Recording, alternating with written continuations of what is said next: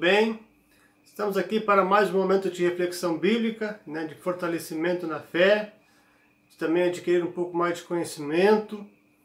E desde já pedimos que o Espírito Santo de Deus nos conduza, nos dê entendimento e também dê entendimento a você da mensagem, da palavra que vai ser pregada nesse vídeo. Desde já pedimos que o Espírito Santo nos conduza em todo esse tempo. Se ao final do vídeo você gostou do vídeo, curta ele, dá aquele joinha para que o vídeo ganhe relevância. Também compartilhe ele nas suas redes sociais para que mais pessoas possam ver o vídeo e ouvir da palavra de Deus. E assim também você vai estar colaborando para a propagação do Evangelho. Comenta aqui embaixo, diga o que você achou do vídeo. E também, se não é inscrito aqui no canal, se inscreve para que o canal ganhe relevância e alcance mais pessoas para o reino de Deus também. Hoje vamos falar um pouco sobre a ação do Espírito Santo na nossa vida e também a sua relação com a oração, Porque o texto que nós vamos ler, ele vai falar justamente isso, da oração e estar cheio do Espírito Santo. Vamos ver o que o livro de Atos, capítulo 4, versículos 23 a 31 nos diz.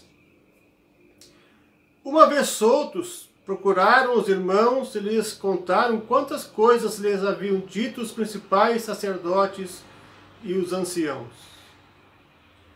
Ouvindo isto, unânimes levantaram a voz a Deus e disseram: Tu, soberano Senhor, que fizeste o céu, a terra, o mar e tudo o que neles há, que disseste por intermédio do Espírito Santo por boca de Davi, nosso pai, teu servo. Por que se enfureceram os gentios e os povos imaginaram coisas vãs? Levantaram-se os reis da terra e as autoridades ajuntaram-se a uma contra o Senhor e contra o seu ungido. Porque verdadeiramente se ajuntaram nessa cidade contra o teu santo servo Jesus, ao qual ungiste, Herodes e Pôncio Pilatos, com gentios e gente de Israel, para fazerem tudo o que a tua mão e o teu propósito predeterminaram. Agora, Senhor, olha para as suas ameaças e concede aos teus servos que anunciem com toda a intrepidez a tua palavra. Enquanto estendes a mão para fazer curas, sinais e prodígios por intermédio do nome do teu santo servo Jesus. Tendo eles orado, tremeu o lugar onde estavam reunidos. Todos ficaram cheios do Espírito Santo e com intrepidez anunciavam a palavra de Deus. O contexto aqui, ele nos aponta o seu começo lá no capítulo 13 do livro de Atos, quando Pedro e João decidem ir ao templo às 3 horas da tarde para orar. Nesta ida ao templo, eles encontram um homem que estava pedindo esmola na entrada do templo. Ele era aleijado e já fazia 40 anos que ele estava aleijado.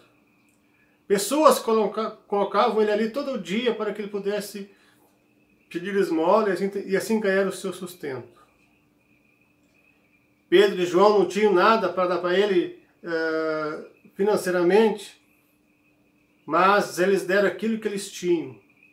Eles, em nome de Jesus, o curaram. E aquele homem ficou jubilante, feliz, e louvou o Senhor pela cura alcançada. Imagina, depois de 40 anos, estar caminhando novamente. E lógico, aquilo chamou a atenção de todo o povo. O povo ficou abismado, ficou espantado com o que tinha acontecido, com aquele sinal miraculoso, maravilhoso.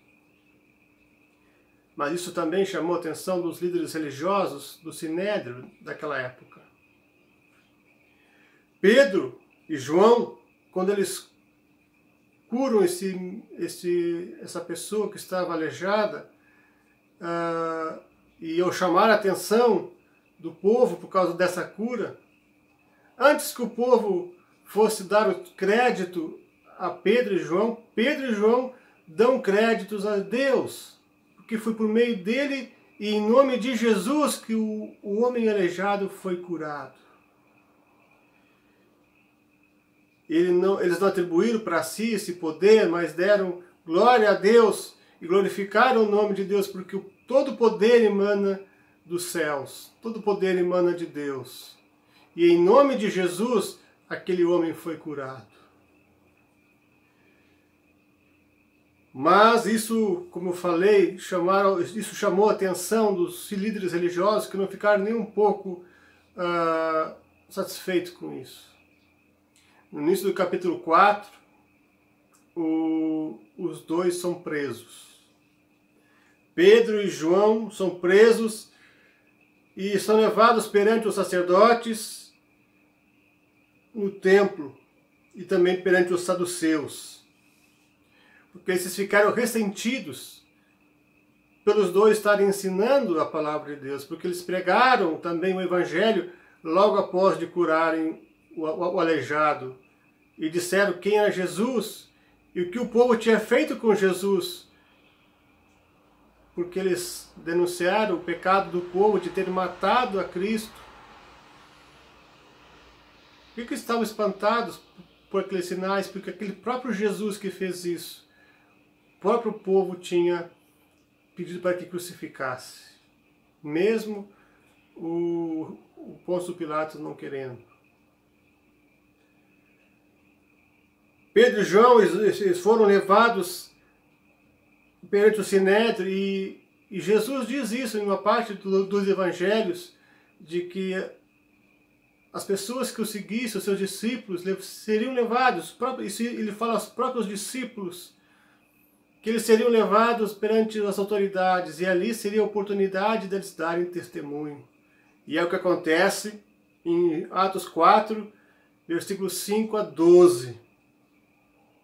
Ali, Pedro, cheio do Espírito Santo, disse: autoridades do povo e anciãos, visto que hoje somos interrogados a propósito do benefício feito a um homem enfermo, e de modo porque foi curado, tomai conhecimento vós todos e todo o povo de Israel, de que em nome de Jesus Cristo Nazareno, a quem vós crucificaste e a quem Deus ressuscitou dentre os mortos, sim, em seu nome é que este está curado perante vós.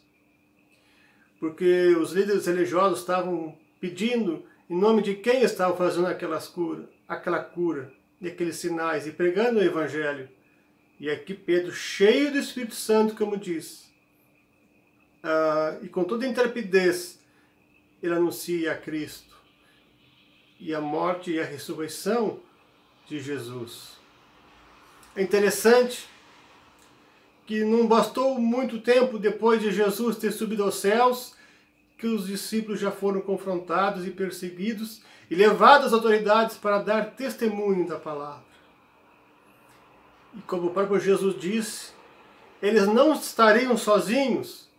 O próprio Espírito Santo, que seria enviado por Jesus, por Deus, a pedido de Jesus, no dia de Pentecostes, estaria com eles. E Jesus também havia prometido, lá em Mateus 28, 20, que estaria com todos os seus discípulos até o final dos tempos. Vejam que coisa maravilhosa, eles testemunham o Evangelho no poder do Espírito Santo. Mesmo sendo perseguido, mesmo na hora da pressão, o Espírito Santo deu sabedoria a Pedro e a João para que eles testemunhassem da palavra.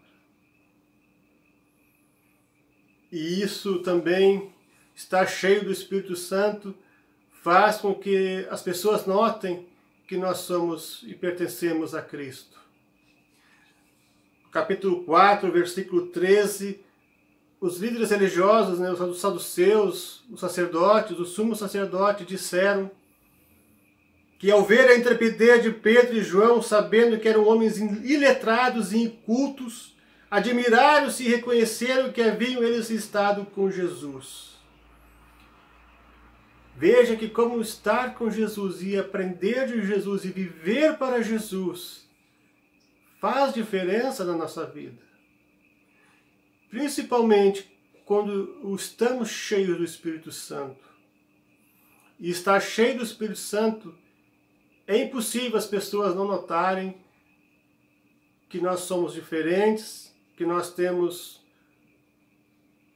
somos a luz do mundo e que nós temos ousadia e coragem para pregar a palavra.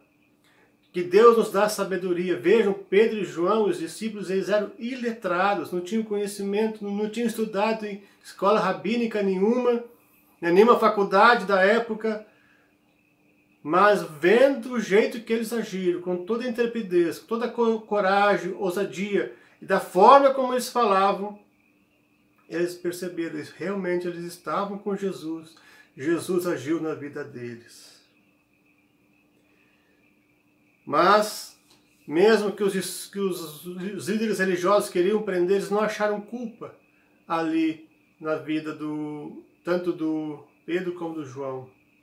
Porque eles viram o povo que estava admirado com aquilo, e se eles prendessem, o povo se revoltaria. Viram que o sinal que foi feito foi tão maravilhoso, porque fazia 40 anos que aquele senhor não caminhava, ele era desde nascença aleijado, não tinha como negar, e eles não puderam prender ele, não puderam prender eles, e foram soltos. Mas antes de ser soltos, eles o ameaçaram para que não pregassem mais o Evangelho, não anunciassem mais a Cristo. E quando soltaram, eles definitivamente ameaçaram mais uma vez para que eles não fizessem isso. Mas, o que os discípulos respondem? Versículos 19 a 22, Pedro e João lhes disseram: julgai se é justo diante de Deus ouvir-nos antes a vós outros do que a Deus? Pois nós não podemos deixar de falar das coisas que vimos e ouvimos. O Espírito Santo estava impelindo aqueles discípulos a pregar a palavra de Deus, porque essa era a tarefa que Jesus tinha dado: ide a todo mundo e pregai o Evangelho a toda criatura. Como nós encontramos em Mateus 28, 18 a 20, e também Marcos 16, 15. E os sinais de Cristo na vida daqueles homens, e tudo que eles viram e ouviram, né, sobre Jesus, o seu ensinamento, a sua morte, a sua ressurreição, era um sinal visível da presença de Deus entre nós, e que aquilo não podia ser deixado para trás, eles não podiam guardar para si. Então era necessário ir para o mundo pregar a palavra. E mesmo ameaçados, mesmo sentindo talvez medo, eles não podiam parar, e não podiam parar, e não podiam deixar de anunciar as coisas do reino de Deus. Aquilo era muito forte na vida deles. A presença do Espírito Santo na vida deles era muito forte. Primeira coisa que Pedro faz e João, depois de eles serem soltos, eles voltam para a comunidade cristã, para onde os crentes estavam reunidos. É o que diz o versículo 23. Uma vez soltos, procuraram os irmãos e lhes contaram quantas coisas lhes haviam dito os principais sacerdotes e os anciãos. E aqui está a importância da comunidade cristã. Depois de soltos, eles procuraram seus irmãos da fé, da mesma forma que nós procuramos nossa família depois que passamos por experiências significativas e importantes em nossa vida. Os apóstolos encontraram seu lar na igreja de Cristo, a qual era para eles uma família. E realmente, a igreja de Deus, a igreja de Cristo, é a nossa família na fé. É o que diz o próprio Jesus lá em Marcos 3, 31 a 35, quando eles dizem que os pais e os irmãos de Jesus queriam vê-lo. E Jesus responde: quem é meu pai? Quem é a minha mãe? Quem é meu irmão, minha irmã? Meu pai, minha irmã, meu irmão e minha mãe são aqueles que fazem a minha vontade. E aqueles que fazem a vontade do Senhor, que obedecem a Ele, são fiéis, esses são da família do Senhor, são da família de Cristo, da família de Deus. A igreja é o lar de todo cristão. E aqui eu não falo de igreja-templo, das quatro paredes, onde a gente se reúne, mas dos cristãos que estão espalhados por todo o mundo. A igreja universal, a igreja católica, e não que eu estou falando da igreja católica romana, mas da igreja católica que também a palavra católica significa universal, de todos os cristãos no mundo todo. Essa é a igreja de Cristo. E onde nós podemos encontrar um irmão, nós encontramos a nossa família. Por isso nós chamamos aqueles que creem em Jesus de irmãos. Os nossos irmãos pertencem à mesma família. E é nessa família que Pedro e João encontram apoio, podem contar o que aconteceu, e é isso que eles fazem, eles relatam aquilo que havia acontecido diante do Sinédrio, onde eles puderam compartilhar as suas alegrias e tristezas. Eles cumpriram aquilo que Paulo diz lá em Romanos 12:15. Eles se alegraram com os que se alegram e choraram com os que choram. Assim é a família da fé. A família da fé está pronta para nos receber e também para chorar quando a gente chora e se alegrar quando a gente se alegra. Por isso, na família de Deus, é o lugar onde a gente pode encontrar apoio e força para continuar vivendo. E para encontrar força também para continuar testemunhando do Evangelho. E o principal apoio que os apóstolos encontraram ali foi que esses irmãos oravam por eles. Foi um apoio de oração. Atos 12:12 dá a entender que um grupo de cristãos sempre ficava reunido em oração, intercedendo pelos apóstolos desde que eles foram presos. Logo após a chegada de Pedro e João, eles relatam os acontecimentos. A igreja precisa saber das últimas notícias, pois ela estava sustentando aqueles irmãos em oração. Quantas vezes a gente ora por pessoas que estão em momentos difíceis, seja por momentos de saúde debilitada, né, de enfermidade, seja por momento de separação, seja por momentos de perdas, né, quando as pessoas estão de luto. Nós somos também um apoio para esses cristãos. E a oração talvez seja o nosso principal apoio. Um dos principais apoios, né? Porque também estar junto é importante. Mas a oração diante de Deus e colocar essas pessoas que precisam de força, de amor, e precisam também suportar aquela situação, a oração com certeza nos sustenta. E esses irmãos estavam sustentando o Pedro e o João. E agora eles se alegram com o retorno deles, com o compartilhar das experiências que eles tinham lá, que tiveram perante o Sinédrio, e do libertador de Deus que os tirou das garras do inimigo. Quanta alegria, porque esses irmãos se amavam mutuamente e apoiavam uns aos outros. Acontece aqui um compartilhar de experiências e um alegrar-se em comunidade pela volta dos irmãos que estavam presos. Com certeza foi um momento muito especial. Esse foi o primeiro ponto que eu quis citar, a importância da comunidade cristã. O segundo ponto é a comunidade cristã em oração. Atos 4:24-30. E aqui nós vamos citar alguns pontos dentro desses textos, de 24-30, que são importantes na oração. Primeiro, olha o que diz o versículo 24.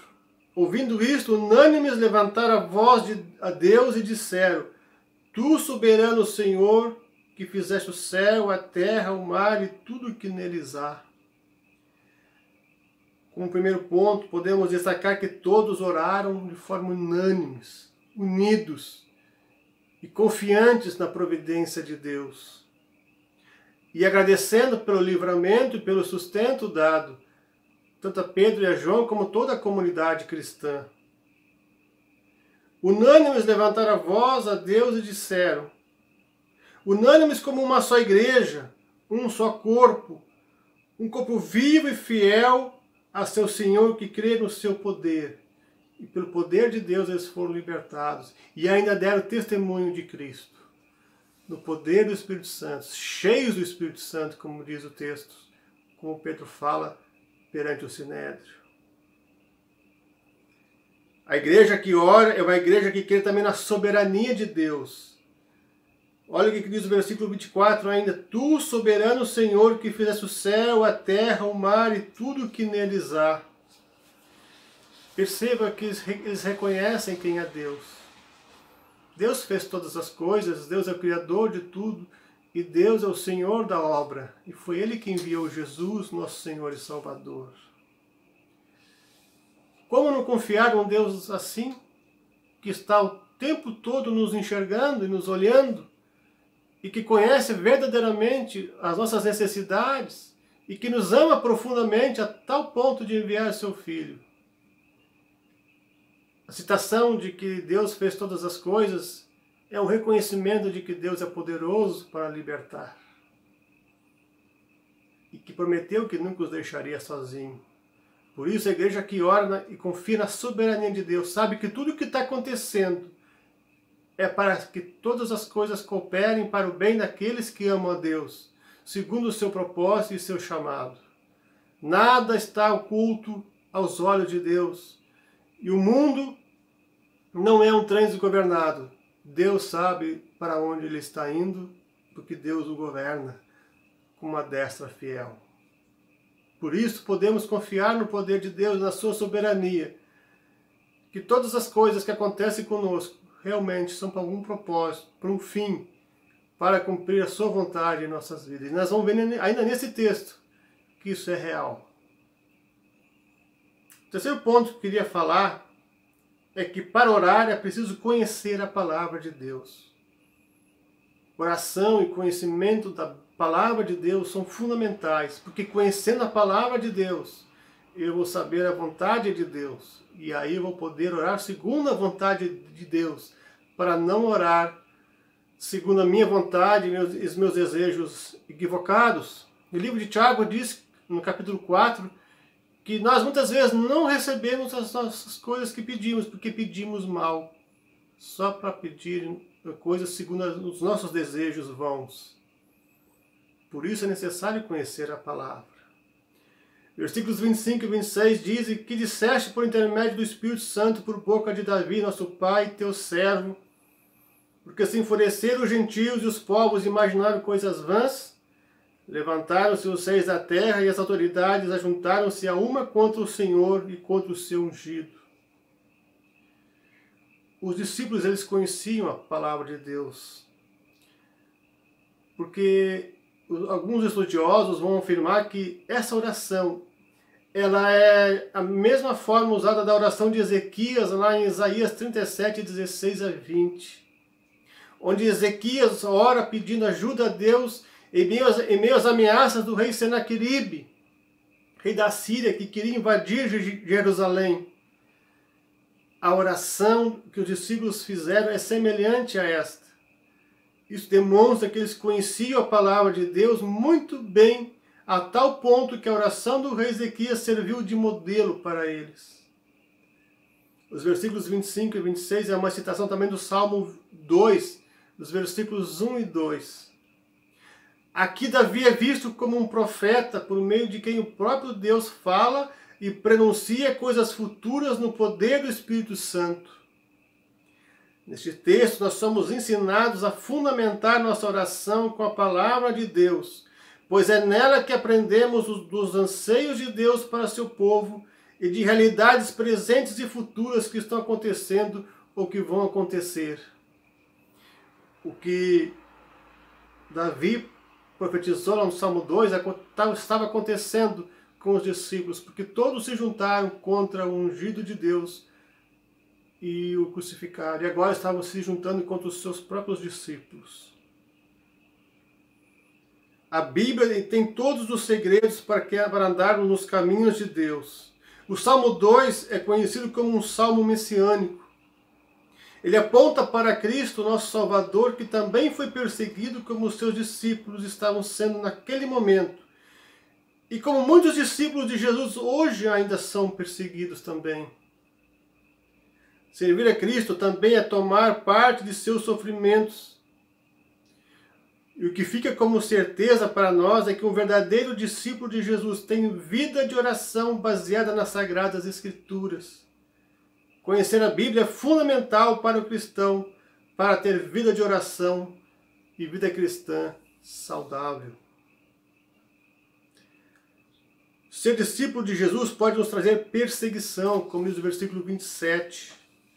Porque verdadeiramente se ajuntaram nessa cidade contra o teu santo servo Jesus, o qual ungiste, Herodes e Pôncio Pilatos com gentios e gente de todo Israel. O que Davi havia profetizado se tornou realidade naquele tempo nos discípulos e também é hoje em muitos locais.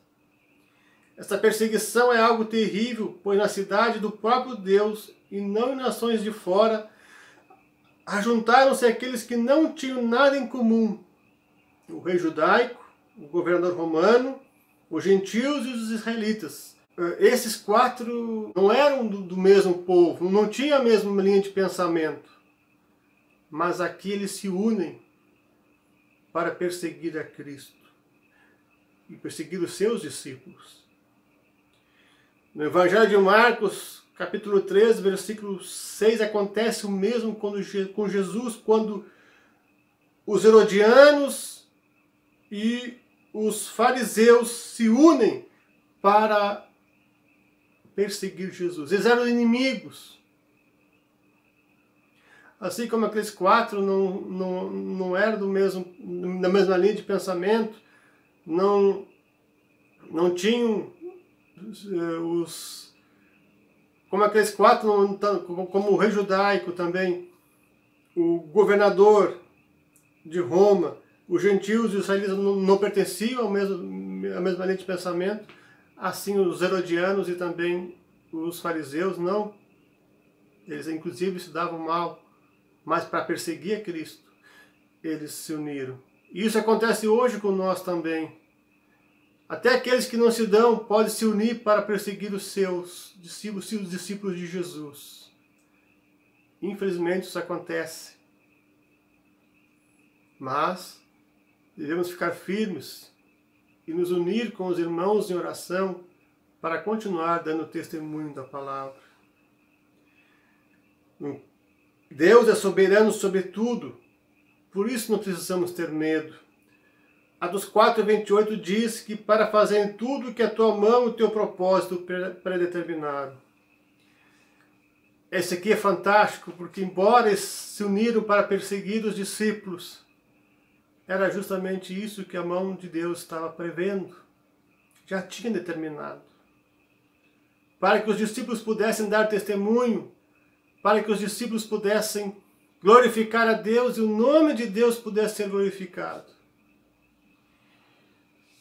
Os planos dos que perseguem os discípulos não apenas fracassaram, como fracassaram nesse momento, que eles não puderam prender Pedro e João.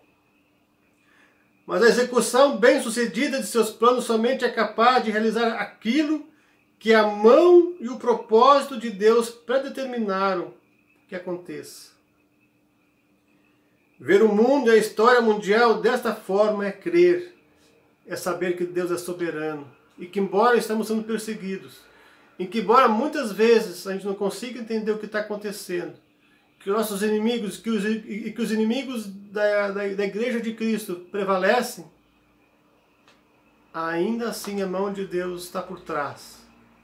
E mesmo que eles saiam vencedores por algum tempo, lá na frente, a mão de Deus vai derrotá-los. Porque no final dos tempos, se a derrota de Deus não acontecer agora, vai acontecer na volta de Jesus, quando ele vier pela segunda vez. Aí, aqueles que prevaleceram na fé serão salvos e redimidos pelo sangue de Cristo e encontrarão consolo, paz e alegria em Jesus. Já os que não obedeceram, que se perderam, esses vão ser condenados. Porque não obedeceram, não foram fiéis ao Senhor, não creram em Jesus. Tudo que Deus faz tem um propósito, e a mão dele está por todo lugar e em todo momento, no controle de toda a situação. Não venhamos a desanimar e a nem ter medo. Como vimos aqui nesse texto, Deus já havia predeterminado todos aqueles acontecimentos para que o nome dele fosse glorificado. Indo para o final, vemos agora um pedido audacioso dos discípulos, no capítulo 4, versículo 29. Agora, Senhor, olha para as suas ameaças e concede aos teus servos que anunciem com toda a intrepidez a sua palavra. O interessante nesse pedido é que não se pede por proteção, nem para que Deus castigue os inimigos. Quanto a isto, basta dizer, olha para as suas ameaças. Porque Deus é soberano, Ele conhece todas as coisas. E os discípulos estão seguros em suas mãos. Dizer para Deus olhar para as suas ameaças é o bastante. Pois, como vimos anteriormente, eles confiavam na soberania de Deus. Que Deus vê absolutamente tudo e cuida de todos e não os deixa sozinhos. Foi isso que Jesus disse quando prometeu que enviaria o Espírito Santo, foi para eles não ficarem sozinhos, mas também para os capacitar a pregar a palavra. Isso é muito consolador.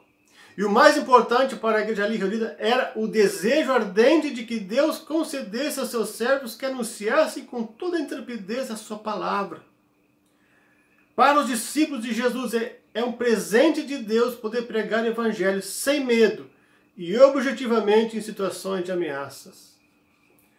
Mais do que sinais maravilhosos, como aconteceu ali na cura do aleijado, é poder pregar o Evangelho com toda a intrepidez. Ou seja, intrepidez é uma palavra que significa ousadia e coragem. Precisamos dessa ousadia, precisamos dessa coragem, e só o Espírito Santo nos concede. Muitas vezes queremos coisas maravilhosas e grandiosas, e até entusiastas, mas o mais importante de tudo é poder ser fiel na pregação do Evangelho e falar tudo aquilo que temos ouvido e visto do Senhor Jesus. Como diz os apóstolos, não podemos deixar de anunciar aquilo que vimos e ouvimos. É mais importante obedecer a Deus do que aos homens. Atos 5, 29. E uma pessoa que é cheia do Espírito Santo, em que Deus envia o seu Espírito Santo e derrama o seu Espírito sobre ela para ser testemunha dele neste mundo, ela vai ser acompanhada de sinais. Versículo 30 diz, enquanto estendes a mão para fazer curas, sinais e prodígios por intermédio do nome do teu santo servo Jesus. Os discípulos de Jesus que são cheios do Espírito Santo transparecem em suas vidas sinais de que são selados com o Espírito de Deus.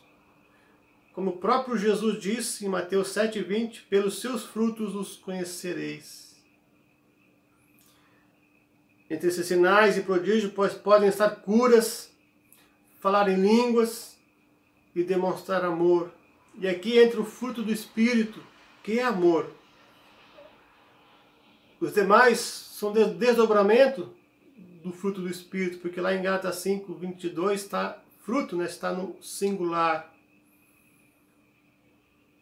E são, além do amor, alegria, paz, paciência, amabilidade, bondade, fidelidade, mansidão e domínio próprio. Mas, com certeza, isso vai contribuir para o sinal mais visível da ação do Espírito Santo em nossas vidas, que é a santificação. Uma vida de santificação. Uma vida que se afasta do pecado. Uma vida em que nós não temos prazer no pecado, mas temos prazer em obedecer a Deus. Muitas passagens no Novo Testamento falam testemunho do habitar do Espírito Santo nos crentes, como Romanos 5:5, 1 Coríntios 3:16, Gálatas 3:2, Efésios 1:13, 2 Timóteo 1:7, entre outras. Mas Efésios 5:18 vai dizer: não se embriaguem com vinho que leva à libertinagem, mas deixem-se encher pelo Espírito Santo.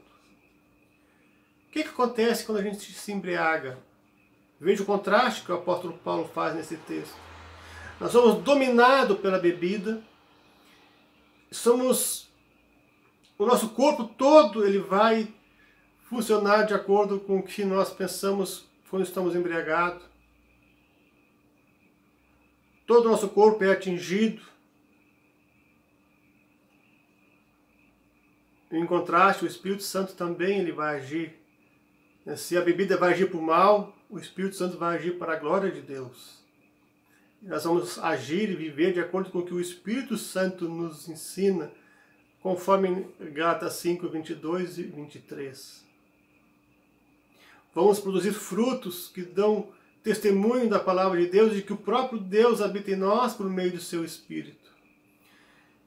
E a nossa mente é renovada e vivemos segundo o propósito e a vontade de Deus, que é boa, perfeita e agradável, e que demonstra amor a todas as pessoas, e que se aparta do pecado e tem repulsa do pecado. Os frutos da carne não agem em nossa vida, embora a gente seja pecador ainda nesse mundo. Ainda assim, isso vai ser um acidente de percurso, esses pecados. Não vai ser porque nós queremos, porque o verdadeiro crente ele se afasta de todo o pecado.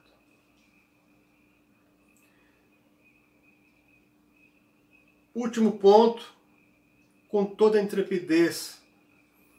Foi isso que aconteceu logo após que eles terminaram de orar. Tendo eles orado, tremeu o lugar onde estavam reunidos, todos ficaram cheios do Espírito Santo e com intrepidez anunciavam a palavra de Deus. Vejam que Deus responde à oração. Porque uma oração feita desta forma, com sinceridade, com reverência, com reconhecimento do poder de Deus e da sua soberania, move a mão de Deus. Como sinal de que Deus respondeu, o lugar onde os discípulos estavam tremeu. Porém, isso não foi o mais importante.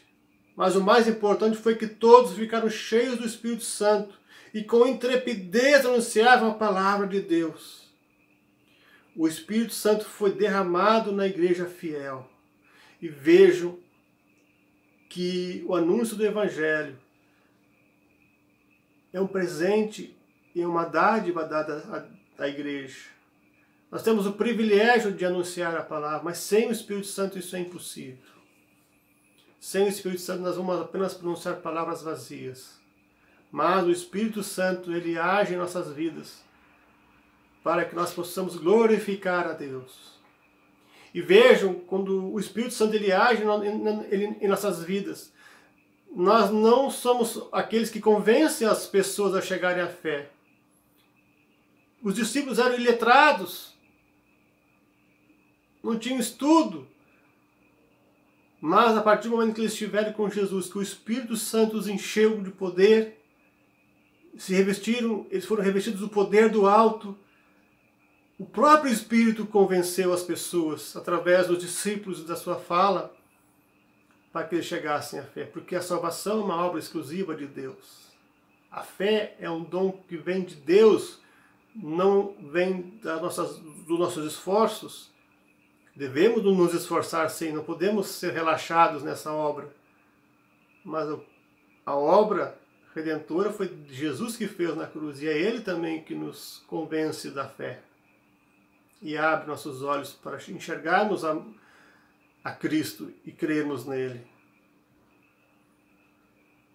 Estar cheio do Espírito Santo é também estar cheio de alegria, de ânimo e também de ser revestido do poder do alto para pregar o Evangelho. E hoje, para pregar a palavra de Deus, nós não precisamos de técnicas, precisamos de poder do Espírito Santo. Porque é Ele que sustenta a igreja, é Ele que nos revela a fé e é Ele que nos impulsiona a pregar a palavra. Se queremos uma igreja forte, se queremos uma igreja que anuncia o Evangelho com intrepidez, precisamos do Espírito Santo. Para isso precisamos orar e confiar na graça de Deus, que Ele possa ouvir as nossas orações e pela graça e misericórdia que vem do alto, Ele possa nos conceder esse poder e esse benefício e nos visitar, e visitar a sua igreja, para que ela seja fiel e seja bem-sucedida no pregar do Evangelho. Vejo que lá em Atos, no capítulo 2, quando Pedro prega, depois do descido do Espírito Santo, 3.000 pessoas chegaram à fé. E eram pessoas de todos os lugares do mundo. Mas a obra quem fez foi o Espírito Santo, porque todos entenderam em sua língua o que Pedro falava. Logo mais adiante, no capítulo 4, Pedro prega de novo. E o número de pessoas que chegaram à fé chegou a 5.000. Vejo que eram iletrados e incultos, mas foram usados pelo Espírito Santo. Assim, nós também somos usados por Ele. Por isso, buscamos o poder do alto, nos prostramos diante de Deus em oração. Oração sincera e fiel e verdadeira, baseada na palavra de Deus e não em nossas ideias. Porque é essa oração que agrada a Deus. Vejo que a ação do Espírito Santo tem a sua eficácia. A ação do Espírito Santo é visível aos olhos humanos.